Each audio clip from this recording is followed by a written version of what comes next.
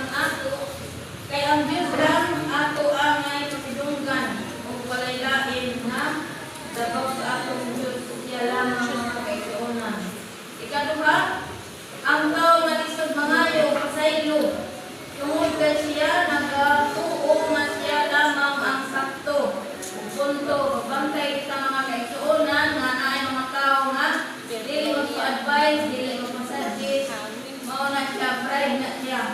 Ato ning huwag tanong sa ato kinabuhi kay aron na kay paglaom mga kaigsuonan. So sa Colossus 3:15, o pag pinasaylo ay kamo ang usa o usa. Kung adunay magsunod kang bisan kinsa, maingon nga ipasaylo ninyo ang inyong mga sala. Mausap ang pagbuhaton na ninyo sa inyong langit mo amahan.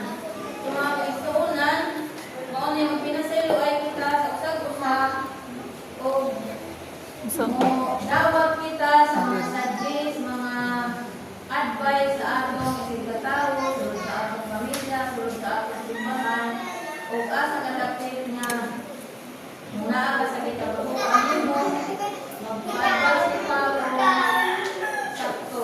Nakadepende sa pag-advise.